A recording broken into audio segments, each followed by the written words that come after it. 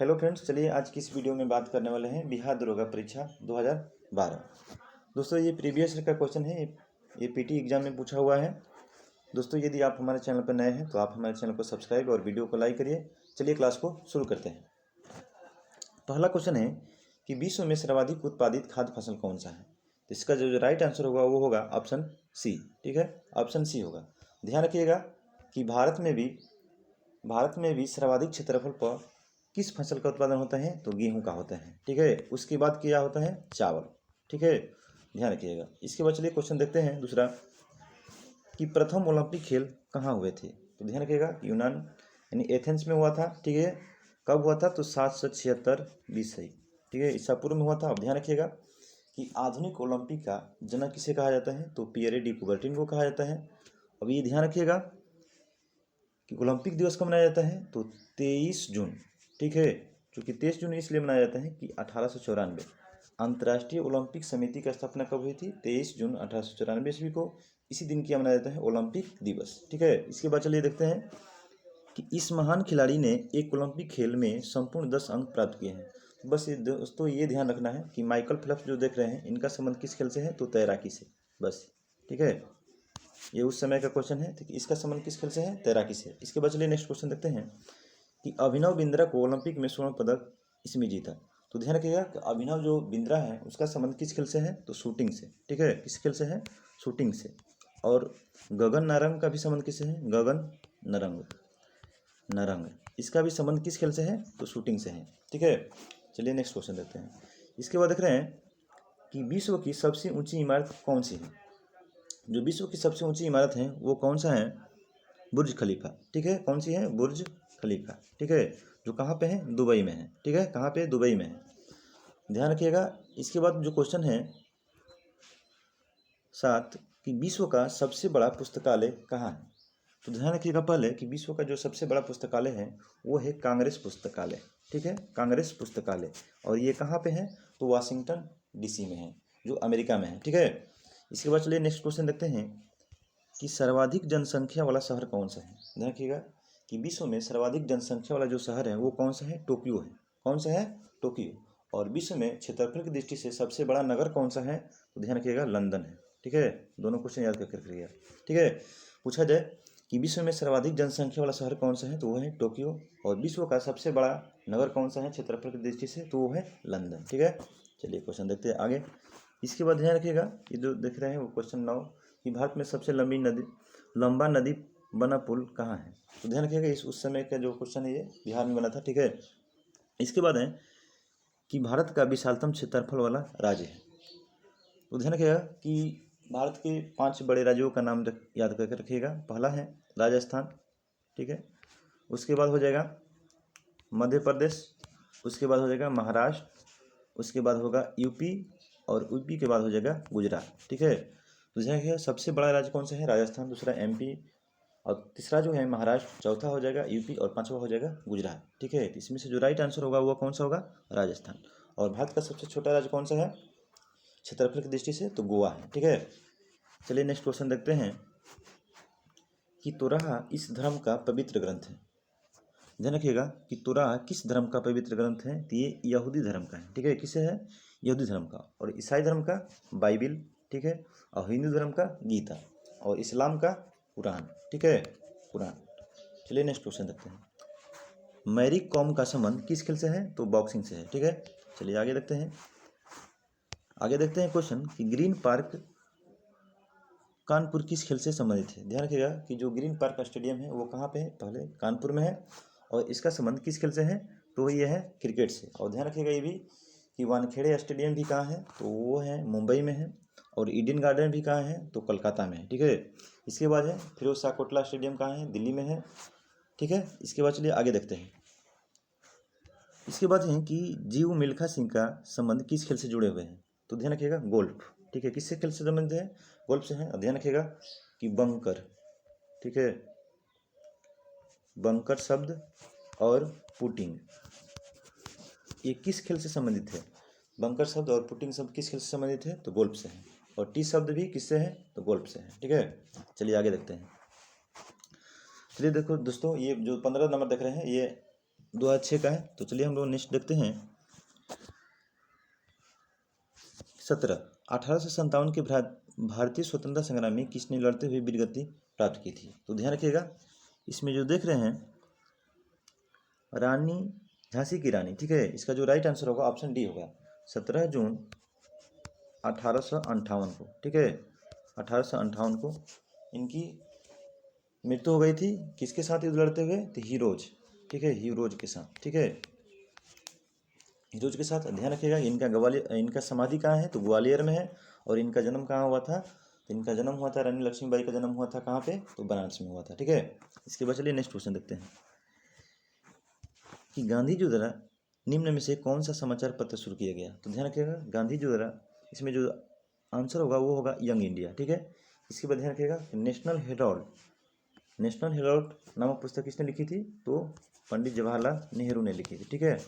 चलिए आगे देखते हैं कि भारतीय राष्ट्रीय कांग्रेस के प्रथम अध्यक्ष कौन थे? इसमें देख रहे हैं जो ऑप्शन है WC बनर्जी, ठीक है।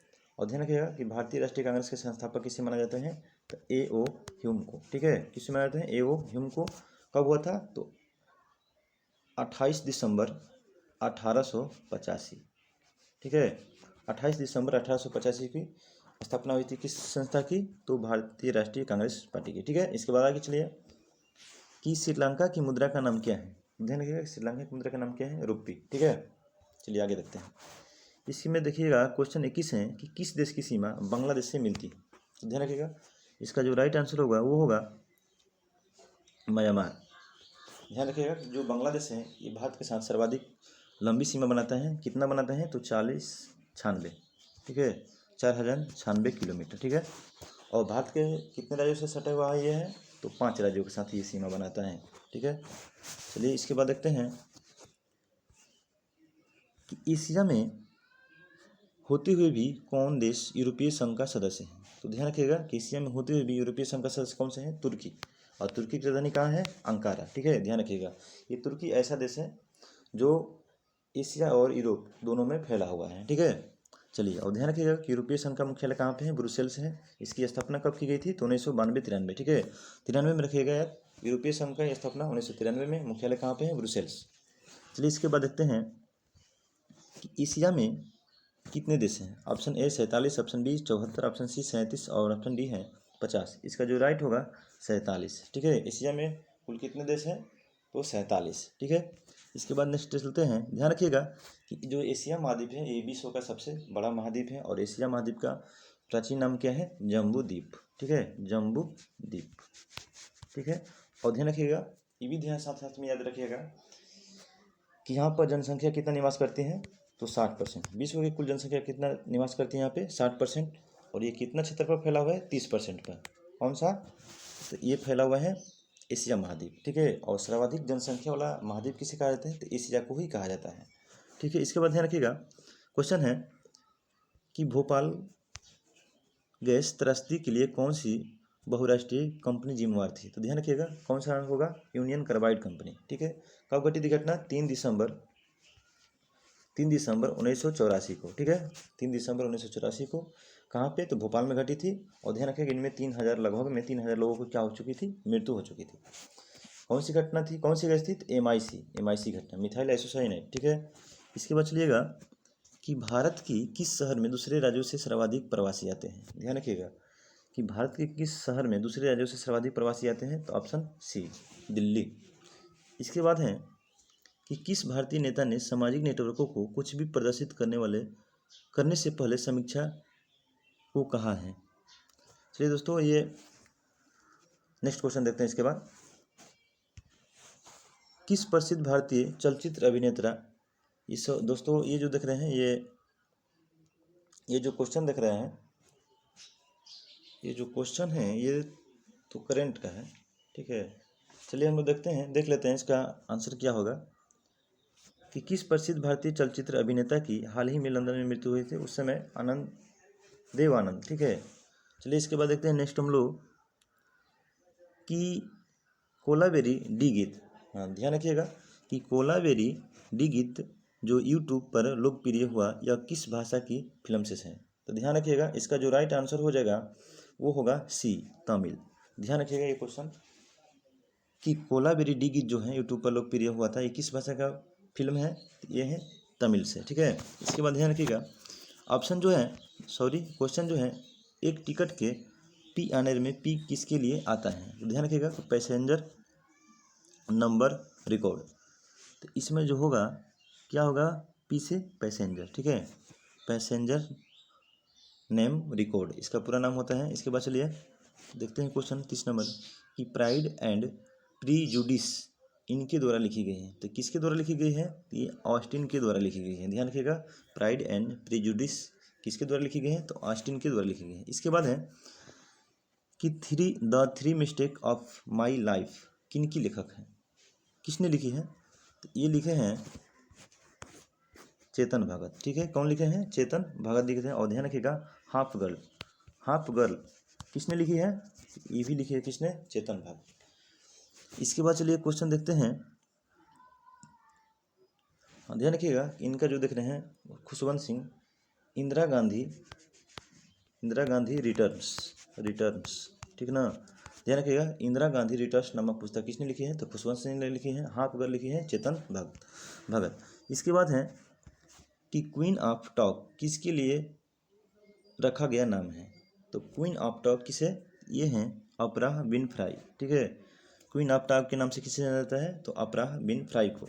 इसके बाद है कि ग्रामीण बैंक का संस्थापक कौन थे? तो ध्यान रखिएगा कि जो ग्रामीण बैंक के संस्थापक थे मोहम्मद यूनुस, ठीक है। और ग्रामीण बैंक की स्थापना 1975, ठीक है। इसके बाद है महामाना के नाम से किसे जाना जाता था? तो ध्यान रखिएगा कि महामाना के नाम से मदन मोहन मालवीय को जाना जाता था, और बाल गंगाधर तिलक को लोकमान्य के नाम से जाना जाता है। लाल बहादुर शास्त्री को शांति पुरुष, ध्यान रखिएगा ये क्वेश्चन, शांति पुरुष के नाम से किसे जाना जाता है? तो लाल बहादुर शास्त्री को। और लाला लाजपत राय को कहा जाता है पंजाब ए शेर, या शेर ए पंजाब किसे कहा जाता है? तो लाला लाजपत राय को, ठीक है। इसके बाद चलिए कि 2010 में किस शहर में जर्मन बेकरी विस्फोट कांड हुआ था? तो कहाँ पे? तो पुणे में हुआ था, ठीक है। इसके बाद कंपनी रिसर्च इन मोशन किसके निर्माण से संबंधित है? इसका जो राइट आंसर होगा वो है ब्लैकबेरी, ठीक है। इसके बाद चलिए कि सुंगलू समिति किसके लिए नियुक्त की गई थी? ठीक है, तो सुंगलू समिति का निर्माण जो किया गया था वो कॉमनवेल्थ खेल 2010, ठीक है। इसके बाद चलिए इसके बाद है कि नियाग्रा जलप्रपात यहाँ स्थित है। तो ध्यान रखिएगा कि जो नियाग्रा फॉल्स हैं वो कहाँ पे स्थित है? यूएसए और कनाडा के सीमा पे है। और किस नदी पे है ये है? तो सेंट लॉरेंस नदी पे, ठीक है। सेंट लॉरेंस नदी पे ये है नियाग्रा जलप्रपात। इसके बाद ध्यान रखिएगा कि विश्व का जो सबसे ऊंचा जलप्रपात कौन सा है? तो वो है एंजिल जलप्रपात है। किस नदी पे है? तो कैरो नदी पर, ठीक है। और ये कहाँ पे है? तो वेनेजुएला, ठीक है, वेनेजुएला में, ठीक है, वेनेजुएला में है। और वेनेजुएला की राजधानी कराकस। चलिए इसके बाद देखते हैं कि भारतीय वायुसेना का आदर्श वाक्य क्या है? तो ध्यान रखें इसका जो आदर्श वाक्य है वो है touching the sky with glory, ठीक है। इसके बाद चलिए निम्न में से कौन ब्रिक का राष्ट्र नहीं है? ब्रिक राष्ट्र नहीं है, ध्यान रखें ब्रिक इसमें जो होगा ब्राज़ील, रूस, इंडिया, चीन। इसी का जो राइट आंसर होगा वो होगा ब्रिटेन, सी। ध्यान रखिएगा ब्रिक्स में कुल कितने देश आते हैं? तो वो आते हैं 5, ठीक है। और इसका पहला सम्मेलन कहाँ कराया गया था? यकिंतबर्ग, रूस में। और साउथ अफ्रीका इसमें कब शामिल हुआ? तो 2010 में, ध्यान रखिएगा 2010 में शामिल हुआ था। इसके बाद है कि भारत का राष्ट्रीय वृक्ष कौन सा है? इसमें देख रहे हैं भारत का जो राष्ट्रीय वृक्ष है वो है बरगद। कौन सा है? बरगद है, ठीक है। इसके बाद ध्यान रखिएगा कि जो भारत का राष्ट्रीय चिन्ह है, भारत का राष्ट्रीय चिन्ह है, तो ध्यान रखिएगा 3 शेर। इसमें टोटल शेर जो होते हैं वो कितने होते हैं? तो वो होते हैं 4 शेर होते हैं, लेकिन दिखाई कितने देते हैं? 3 दिखाई देते हैं, ठीक है। और ध्यान रखिएगा जो भारत के राष्ट्रीय चिन्ह है अशोक स्तंभ, इसे कब अपनाया गया था? तो 26 जनवरी 1950 को। ध्यान रखिएगा क्वेश्चन को, ठीक है। चलिए आगे देखते हैं। इसके बाद है कि कौन 1922 में बनी स्वराज पार्टी के संस्थापक नेता थे? तो ध्यान रखिएगा दोस्तों इसमें जो 22 देख रहे हैं ये थोड़ा सा डाउट है कि गलत है ये। एक जनवरी 1923, ठीक है, 1 जनवरी 1923 में इस पार्टी की स्थापना की गई थी। किसके द्वारा किया गया था? तो मोतीलाल नेहरू और चित्तरंजन दास के द्वारा की गई थी। ध्यान रखिएगा कि स्वराज पार्टी के अध्यक्ष कौन थे? तो चित्तरंजन दास, CR दास, ठीक है, CR दास थे। लेकिन स्वराज पार्टी के महासचिव किसे बनाया गया था? तो महासचिव बने थे कौन? मोतीलाल नेहरू, ठीक है। और इसकी स्थापना कहाँ की गई थी? तो इलाहाबाद के अल्फ्रेड पार्क में, ठीक है। चलिए आगे देखते हैं। इसके बाद क्वेश्चन है, किसने 1932 ईस्वी में पाकिस्तान नाम दिया था? तो ध्यान रखिएगा, चौधरी रहमत अली। किसने दिया था? चौधरी रहमत अली ने कब दिया था? तो 1932 ईस्वी में दिएगा। और ध्यान रखिएगा कि पाकिस्तान देश की मांग कब हुई थी? तो लाहौर अधिवेशन 1940, लाहौर अधिवेशन 1940 में।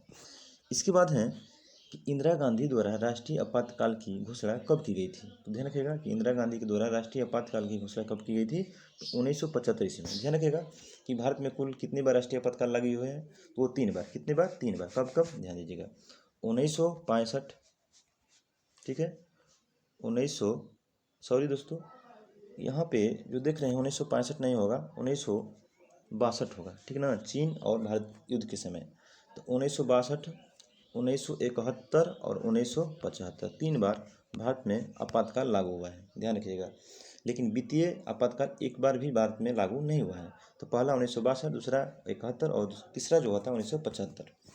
इसके बाद है कि भारतीय संविधान में कितने अध्याय हैं? यानी अध्याय यानी भाग। तो भाग कितने हैं? ध्यान रखिएगा, कितने हैं? तो 22 हैं। और अनुसूची कितनी है? 12 है। अनुच्छेद कितने हैं? मूल तो वो है 395। चलिए आगे देखते हैं। इसके बाद क्वेश्चन है कि भारतीय सरकार द्वारा दोहरी नागरिकता कब स्वीकृत की गई थी? तो भारतीय सरकार द्वारा दोहरी नागरिकता कब स्वीकृत की गई थी? तो 1977 ईस्वी में, ठीक है। चलिए इसके बाद देखते हैं कि भारतीय संविधान में स्वतंत्रता का अधिकार से संबंधित आर्टिकल संख्या कौन सा है? कौन सा है? तो ये है 19 में कितने प्रकार की स्वतंत्रता दी गई है? तो 6 प्रकार की दी गई है। ध्यान रखिएगा कितने प्रकार के? 6 प्रकार की। इसके बाद है कि RTI, राइट टू इन्फॉर्मेशन, यानी सूचना का अधिकार कानून इस वर्ष प्रभावी हुआ था। कब? तो 2005 में। ध्यान रखिएगा सूचना का अधिकार कब प्रभावी हुआ था? 2005 में, राइट टू इन्फॉर्मेशन। इसके बाद है कि भारतीय संसद के संयुक्त अधिवेशन की अध्यक्षता कौन करता है? तो कौन करता है? तो लोकसभा के अध्यक्ष करते हैं। किस अनुच्छेद के तहत? तो 118 अनुच्छेद के तहत। और ध्यान रखिएगा कि संयुक्त अधिवेशन कौन बुलाता है? तो राष्ट्रपति बुलाते हैं। किस अनुच्छेद के तहत? तो अनुच्छेद 108 के तहत। लेकिन अध्यक्षता कौन करते हैं? लोकसभा का स्पीकर। किस अनुच्छेद के तहत? 118 के तहत। इसके बाद है कि भारत के किस राष्ट्रपति का काल दीर्घतम रहा है? तो कौन से? तो वह हैं डॉक्टर राजेंद्र प्रसाद। 2 बार अपने पद पर बने हुए थे। कौन? तो डॉक्टर राजेंद्र प्रसाद। ध्यान रखिएगा कि डॉक्टर राजेंद्र प्रसाद को किस नाम से जानते हैं? अजात शत्रु, अजात शत्रु, ठीक ना, ठीक है। इसके बाद चलिए, किस संशोधन द्वारा पंचायतों को संवैधानिक दर्जा दी गई थी? तो ध्यान रखिएगा 73वां संविधान संशोधन 1993। 73वां संविधान संशोधन कब हुआ था? तो 1993 हुआ था। इसी के तहत पंचायती राज को संवैधानिक दर्जा दी गई थी। और ध्यान रखिएगा इसका चर्चा किस भाग में है? तो भाग 9 में है, ठीक है। और अनुच्छेद 243 से 43 से क से अड़ तक, ठीक है, क से अड़ तक। चलिए नेक्स्ट क्वेश्चन देखते हैं कि नमक का सर्वाधिक उत्पादक राज्य है। तो सर्वाधिक नमक का उत्पादन कहाँ होता है? गुजरात राज्य में होता है। कहाँ पे होता है? गुजरात राज्य में, ठीक है। और ध्यान रखिएगा कि समुद्री जल में औसतन कितना नमक होता है? वो होता है 3.5%, ठीक है। और नमक का सूत्र NaCl, सोडियम क्लोराइड, ठीक है। चलिए आगे देखते हैं कि भारत इसका सबसे बड़ा उत्पादक एवं निर्यातक है। ध्यान रखिएगा कि भारत इसका सबसे बड़ा क्या है? उत्पादक भी है और निर्यातक भी है। तो ध्यान रखिएगा कौन सा है? तो माइका, जो अब्रक जानते हैं। और ध्यान रखिएगा विद्युत का क्या होता है? कुचालक होता है। क्या होता है? तो विद्युत का कुचालक होता है। चलिए आगे देखते हैं। क्वेश्चन है कि कृषि का भारतीय GDP में लगभग प्रतिशत में कितना योगदान है? दोस्तों ये उस समय का क्वेश्चन है, ठीक है। चलिए आगे देखते हैं। क्वेश्चन है कि भारत में रेलवे स्टेशन की लगभग संख्या कितनी है? तो कितनी है लगभग में? तो 7,000, ठीक है। इसके बाद है कि मणिपुर की राजधानी क्या है? तो इम्फाल है, ठीक है। इसके बाद है किसे नवाबों का शहर कहते हैं, ध्यान रखिएगा, नवाबों का शहर किसे कहा जाता है, लखनऊ को कहा जाता है, ठीक है। इसके बाद है कि सारनाथ स्तूप कहाँ स्थित है, तो जो सारनाथ स्तूप है वो कहाँ पे है, वाराणसी में है, कहाँ पे है, वाराणसी में है, ठीक है। इसके बाद है कि जनजाति समूह मुंडा कहाँ रहता है, ध्यान रखिएगा, इसमें जो राइट आंसर होगा वो होगा झारखंड, पश्चिम बंगाल, ठीक है, पश्चिम बंगाल में भी और छत्तीसगढ़ में भी, ठीक है, छत्तीसगढ़ में भी।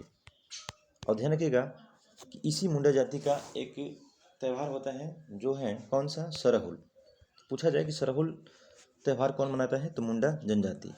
इसके बाद है हो ची मिन शहर को पहले कहा जाता था, तो किस शहर को पहले हो ची मिन के नाम से जाना जाता था, ये है ऑप्शन ए साइगान। किसे कहा जाता था, तो साइगान को क्या बोला जाता था, हो ची मिन शहर, ठीक है, हो ची मिन शहर किसे बोला जाता था, तो साइगान को, ठीक है। इसके बाद है कि भारतीय मानक समय ग्रीनविच मीन समय से कितने आगे पीछे हैं, तो कितने हैं, तो 5.5 घंटा, ऑप्शन बी, ठीक है, 5.5 घंटा, ठीक है, 5 घंटा 30 मिनट। इसके बाद है कि फिनलैंड के संसद कहलाती है, तो फिनलैंड की संसद कहलाती है क्या, संसद, और भारत की संसद को भी क्या कहा जाता है, संसद ही कहा जाता है। ये जो देख रहे हैं कांग्रेस, ये कहाँ की है, ये कांग्रेस जो है यूएसए की है, और जो देख रहे हैं नेशनल असेंबली, ये कहाँ की है, तो फिनलैंड, कहाँ की है, फिनलैंड, और कहाँ की, तो फ्रांस की, ठीक है, फ्रांस। फिनलैंड और फ्रांस के संसद को क्या बोलते हैं, नेशनल असेंबली। कांग्रेस कहाँ के, तो यूएसए के, और संसद कहाँ के बोलते हैं, सॉरी दोस्तों, यहाँ पे जो देख रहे हैं थोड़ा सा गलती, रुकिए एक सेकेंड। फिनलैंड की संसद को क्या बोलते हैं, तो संसद बोलते हैं, ठीक है, क्या बोलते हैं, संसद बोलते हैं। और जो देख रहे हैं यहाँ पे नेशनल असेंबली, ये पाकिस्तान, ठीक है, पाकिस्तान और फ्रांस, पाकिस्तान एवं फ्रांस के संसद को क्या बोलते हैं, तो नेशनल असेंबली बोलते हैं। कांग्रेस कहाँ के बोलते हैं, ये बोलते हैं यूएसए के, ठीक है। चलिए आगे देखते हैं, यूके के राष्ट्रीय पुष्प क्या है, तो ध्यान रखिएगा जो यूके हैं उसके राष्ट्रीय जो पुष्प हैं, फूल हैं, वो कौन से हैं, गुलाब है, ठीक है। भारत के कमल और लिली कहाँ की है, तो फ्रांस की है, ठीक है, कहाँ की, फ्रांस की, ठीक है। चलिए आगे देखते हैं, श्रीलंका का राष्ट्रीय प्रतीक क्या है, तो जो श्रीलंका का राष्ट्रीय प्रतीक है वो कौन सा है, गोल्डन शेर, ठीक है, तो सोने का शेर, ठीक है, गोल्डन शेर। इसके बाद है क्वेश्चन कि निम्न में से कौन सी एक महत्वपूर्ण हरित गृह गैस है, यानी ग्रीन हाउस गैस है, ठीक है, तो इसमें से कौन सा है मुख्य, तो वो है कार्बन डाइऑक्साइड, ठीक है। और ध्यान रखिएगा कौन कौन सा उससे गैस है, तो CH4 है, ठीक है, जलवाष्प है, ठीक है, जलवाष्प CO2 हो गया, CO2 CH4 जलवाष्प, और है कौन सा, तो CFC, ठीक है, क्लोरोफ्लोरोकार्बन। ये क्या है, ग्रीन हाउस गैस है। और ध्यान रखिएगा कि जलवाष्प और CO2 ये पृथ्वी के ताप को बनाए रखने में मदद करते हैं, ठीक है। इसके बाद है कि निम्न में से कौन सा एक संरक्षित जीव मंडल का नाम नहीं है, तो ध्यान रखिए इसमें जो राइट होगा वो होगा नंदा देवी। नंदा देवी कहाँ पे है, तो उत्तराखंड में है। काजीरंगा कहाँ पे है, ये असम में है। और नागरहोल और बांदीपुर कहाँ है, तो ये कर्नाटक में है, ठीक है। चलिए आगे देखते हैं कि लघु गणक इनके द्वारा विकसित किया गया, तो किसके द्वारा विकसित किया गया, नेपियर, जॉन नेपियर के द्वारा क्या किया गया था, विकसित किया गया था, ठीक है। इसे बोल सकते हैं लोगरिथम जो होता है, लोगरिथम या लघु गणक किसके द्वारा विकसित की गई थी, तो जॉन नेपियर के द्वारा की गई थी। इसके बाद चलिए देखते हैं क्वेश्चन नंबर 69 है FPS फुट पाउंड सेकेंड प्रति में द्रव्यमान की इकाई क्या है, तो ध्यान रखिएगा द्रव्यमान को किस में मापते हैं, इस प्रति में, तो मापते हैं किसे, पाउंड में। किसे मापते हैं, द्रव्यमान को किस में मापते हैं, तो पाउंड में, ठीक है। और समय को सेकेंड में, और लंबाई को फुट में, ठीक है। इसके बाद चलिए क्वेश्चन देखते हैं आगे, न्यूटन के गति के नियम कितने नियम हैं, तो कितने नियम हैं, 3 नियम हैं, ठीक है। और ध्यान रखिएगा कि न्यूटन ने किस तीनों नियम किस पुस्तक में दिए थे, तो प्रिंसिपिया नामक पुस्तक किसकी है, तो न्यूटन की है। इसे भौतिकी का पिता कहा जाता है। और ध्यान रखिएगा कि न्यूटन के पहले नियम से क्या प्राप्त होता है, तो न्यूटन के जो पहले नियम से होता है उससे क्या प्राप्त होता है, तो परिभाषा प्राप्त होता है। और दूसरे नियम से क्या प्राप्त होता है, तो वो होता है F बराबर ma, यानी बल का व्यंजक प्राप्त होता है, ठीक है। इसके बाद चलिए आगे देखते हैं, आगे है एक अश्व शक्ति में कितने वाट होते हैं? तो 746 वाट होते हैं। ठीक है, आगे देखिए, इंद्र धनुष में सबसे बाहर की ओर कौन सा रंग होता है? तो कौन सा रंग होता है? लाल होता है। ठीक है, कैसे? देखिए, यहाँ पे देखिए, VIB ग्योर। ठीक है, ग्योर। ठीक है, वायलेट। देखिए यहाँ पर जो देख रहे हैं R यानी रेड जो है ना, ये सबसे क्या होगा? ऊपर में होगा।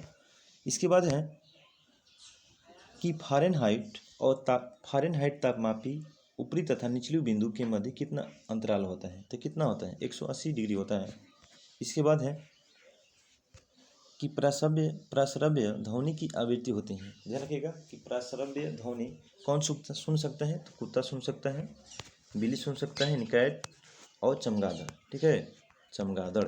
इसका जो राइट आंसर होगा वो होगा 20,000 हर्ट्ज से अधिक। ठीक है, 20,000 हर्ट्ज से अधिक होगा, ऑप्शन ए होगा। ठीक है, ध्यान रखिएगा। श्रव्य ध्वनि, मानव किस ध्वनि को सुन सकते हैं? तो श्रव्य ध्वनि। ठीक है, श्रव्य ध्वनि को सुन सकता है कौन? तो मानव। ठीक है, इसका जो रेंज होता है 20 हर्ट्ज से 20,000 हर्ट्ज तक होता है। कितना होता है? 20,000 हर्ट्ज से 20,000 हर्ट्ज के बीच होता है श्रव्य ध्वनि का रेंज। ठीक है, और ये जो देख रहे हैं प्रश्रव्य ध्वनि कितना होता है? 20,000 हर्ट्ज से अधिक होता है। ठीक है, और 20 हर्ट्ज से किसका कम होता है? तो अश्रव्य का। इसके बाद है कि रेडियो सक्रिय पदार्थ भंडारित करने के लिए बने पात्र इससे बने होते हैं। तो किसका बना होते हैं? लेड का बना होते हैं। ठीक है, लेड का बना होते हैं, शीशा का बना होता है। और ध्यान रखिएगा कि रेडियो सक्रियता पदार्थ की खोज किसने किया था? तो किसने किया था? मैडम क्यूरी और पियरे क्यूरी ने की थी, और उनके साथ कौन थे? Henry Becquerel. ध्यान रखिएगा, इसकी माप कैसे करते हैं? GM काउंटर से, GM काउंटर। ठीक है, रेडियो सक्रियता की जांच किसे करते हैं? GM काउंटर से करते हैं। ठीक है, इसके बाद है कि सिरके में कौन सा अम्ल होता है? तो सिरके में कौन सा अम्ल होता है? एसिटिक अम्ल होता है। साइट्रिक जो अम्ल होते हैं वो खट्टे फल में होते हैं। लैक्टिक अम्ल किस में होते हैं? तो मक्खन में होते हैं। ठीक है, दूध में। इसके बाद है कि हाइड्रोलिक अम्ल कहाँ पर होता है? तो ये HCl जो अम्ल देखते हैं ये कहाँ पर होते हैं? ये पाए जाते हैं अमाशय में। ठीक है, चलिए इसके बाद देखते हैं कि निम्न में से कौन जल में घुलने पर विद्युत का चालन नहीं करेगा या करता है? तो वो होगा ऑप्शन सी, चीनी। ठीक है, इसके बाद है हैबर प्रक्रम किसकी औद्योगिक उत्पादन हेतु प्रयुक्त होता है? ध्यान रखिएगा कि हैबर प्रक्रिया में किसे उत्पादन किया जाता है? तो अमोनिया का किया जाता है। किसे? NH3 को। और ध्यान रखिएगा इसमें किस उत्प्रेरक का प्रयोग करते हैं? तो लौह चूर्ण। किसे करते हैं? लौह चूर्ण।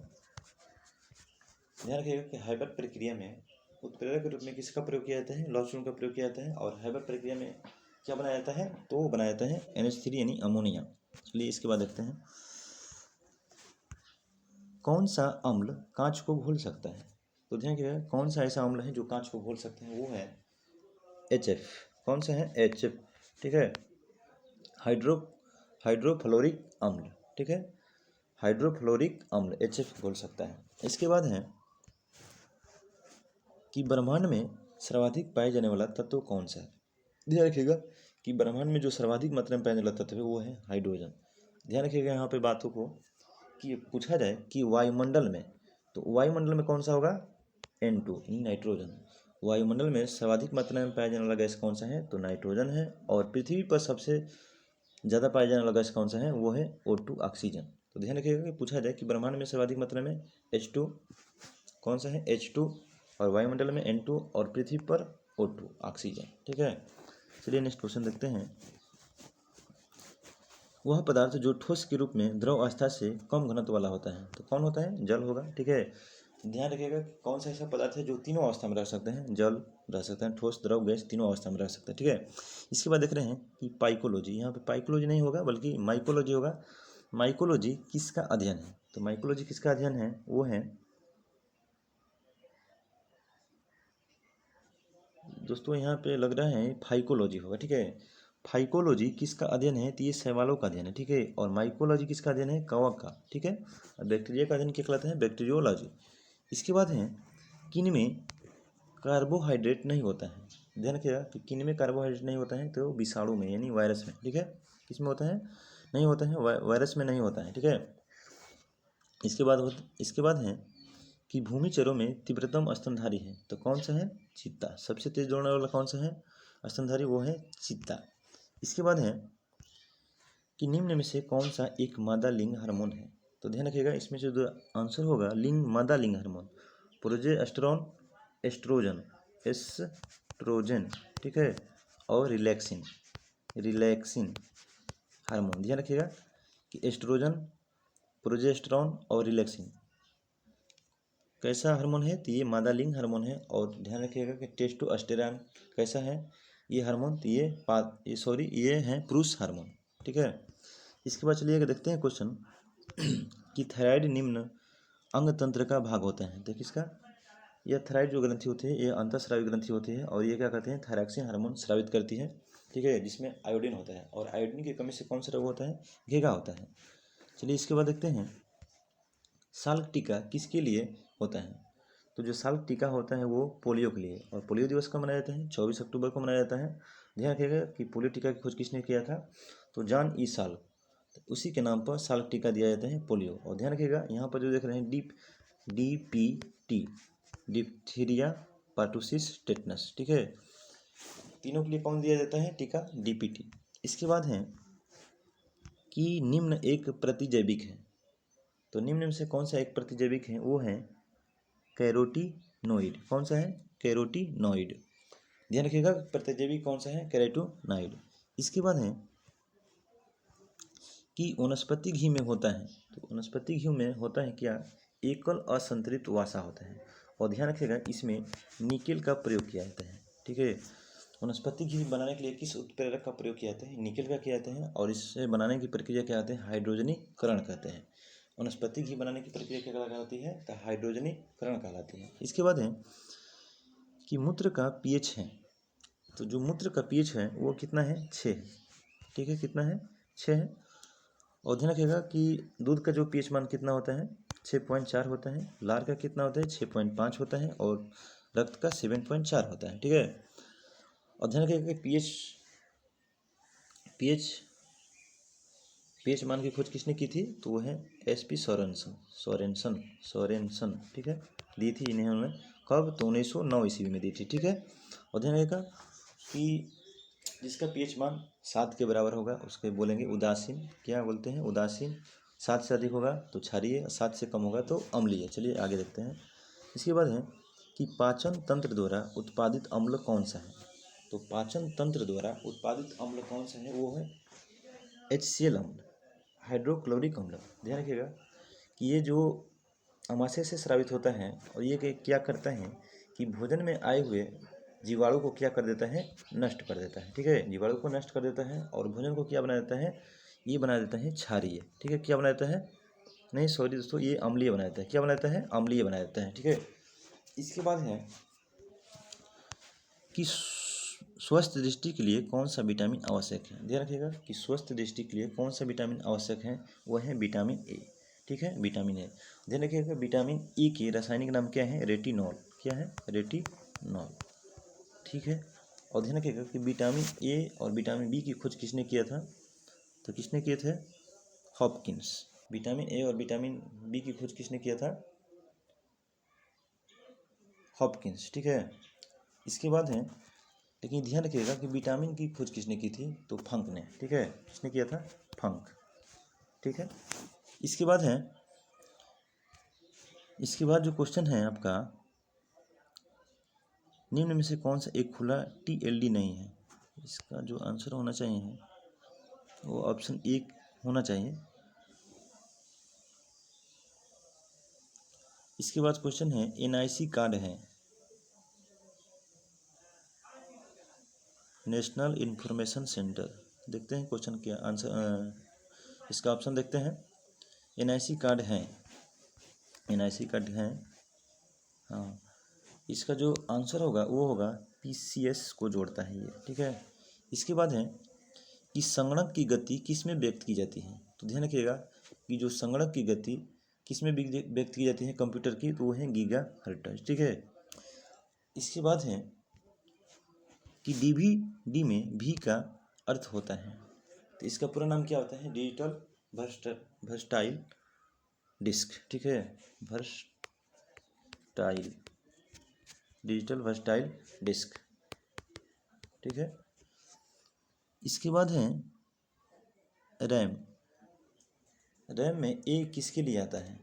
इसका जो पूरा नाम होता है रैंडम एक्सेस मेमोरी होता है, तो इसका ऑप्शन होगा ए, ठीक है। और ध्यान रखिएगा ये अस्थाई मेमोरी है, ठीक है। लेकिन अस्थाई मेमोरी कौन सा है? तो वो है रोम, रीड ओनली मेमोरी, ठीक है। ध्यान रखिएगा पूछा जाता है कि रैम कैसी मेमोरी है, तो वो ये कैसी है? तो अस्थाई है। और अस्थाई मेमोरी कौन सी है? रोम, रीड ओनली मेमोरी। चलिए इसके बाद देखते हैं कि फेसबुक के संस्थापक कौन है? तो मार्क जुकरबर्ग। कब किए थे? 2004 में, ठीक है, 2004 में। इसके बाद है बायोडीजल इससे बनता है। तो बायोडीजल किससे बनता है? घास से, ठीक है। किससे बनता है? जैट्रोफा नामक घास से बनता है बायोडीजल, ठीक है। इसके बाद है कि रबी की फसल की कटाई का महीना कौन सा है? ध्यान रखिएगा ये जो देख रहे हैं फसल, रबी फसल, जैसे हो गया गेहूँ, सरसों हो गया, ये सब क्या है? रबी फसल है। ध्यान रखिएगा कि जो रबी फसल होती है इसकी बुआई कब होती है? तो अक्टूबर नवंबर में। कब होती है? तो अक्टूबर नवंबर में होती है। और इसे कब काट लिया जाता है? तो मार्च और अप्रैल में, ठीक है। कब काट लिया जाता है? मार्च और अप्रैल में। इसका जो राइट आंसर होगा ये होगा ऑप्शन बी।